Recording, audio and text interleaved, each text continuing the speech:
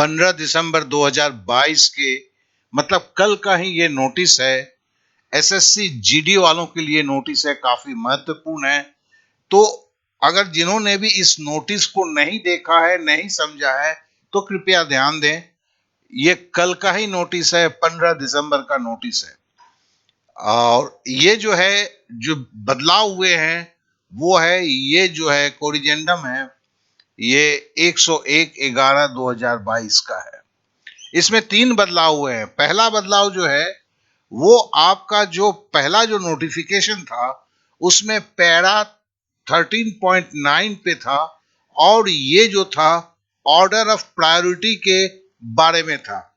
और दूसरा जो है वो जो है वो है पैरा 13.3 और वो है इंसेंटिव ऑफ मार्क्स का।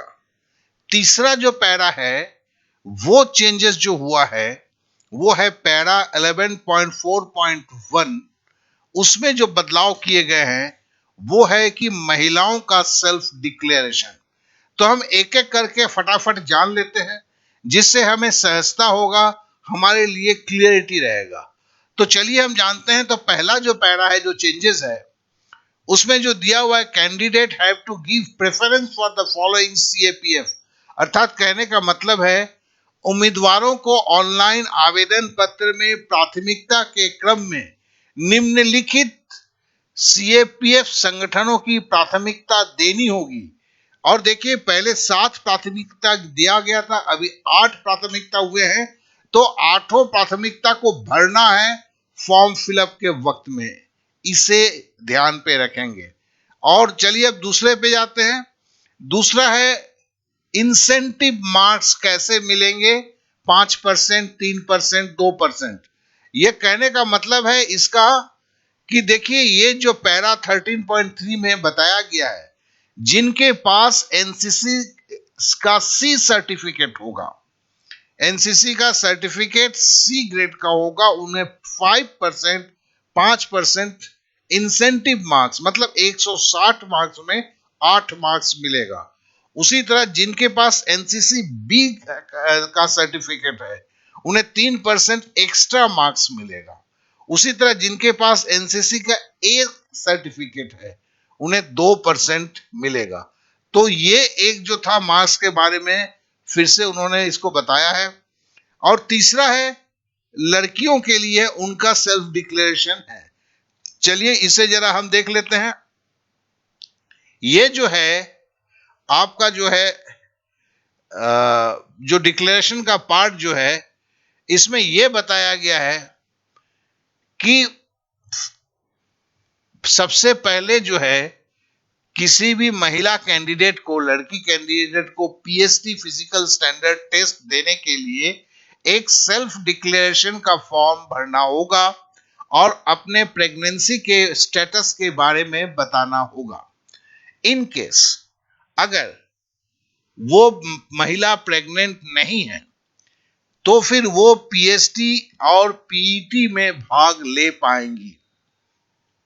अगर वो कई फॉल्स डिक्लेरेशन देती है, मतलब प्रेग्नेंट होने के बाद भी बोलती है कि मैं नौकरी नहीं लगेगी, तैयारी हुई है, छोड़ नहीं सकती, ये सारे बातों से फॉल्स डिक्लेरेशन अगर देती है, और पीएसटी पीईटी के वक्त में अगर कुछ भी मिसकैरेज या कुछ होता है तो उसका जिम्मेवार उन्हें ही होना होगा।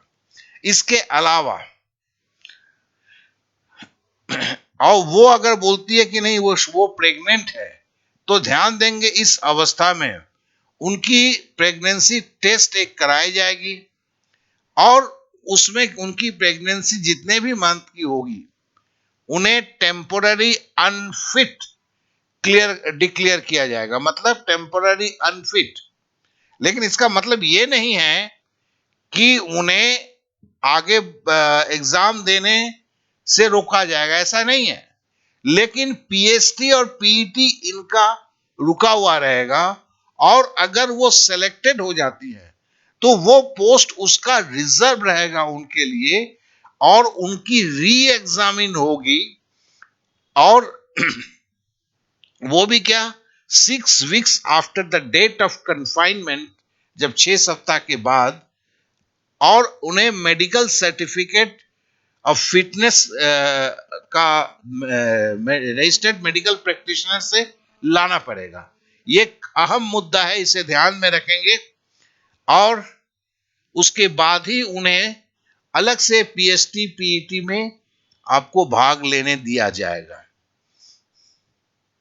और सबसे बड़ी बात है, अगर वो पीएचडी पीईटी क्लियर कर लेती है तो वो पोस्ट के लिए फिर से अपॉइंट हो जाएगी और उन्हें जो बेनिफिट ऑफ सीनियरिटी मिलेगा, ऐसा नहीं है कि उन्हें इसके लिए जो समझ लीजिए कि 6 महीने 8 महीने के जो उनका प्रेगनेंसी के चलते तो डिले हो गया, उसका कोई ये नहीं होगा। जिस वक्त सबकी अपॉइंटमेंट की सीनियरिटी बेसिस मानी जा रही थी, वही बैच का वही सीनियरिटी उनके लिए भी होगा। तो आशा करता हूं कि ये चीज आप लोग एकदम सही रूप से समझ चुके होंगे। तो ये जो था बेसिक चेंजेस था, जो तीन तीन चेंजेस के बारे में बताया गया था। और आशा करता हूं कि अब आपके पास सारी चीजें संपूर्ण रूप से क्लियर हो चुकी होगी। आपने समय दिया, इसलिए आप लोगों को बहुत बहुत धन्यवाद।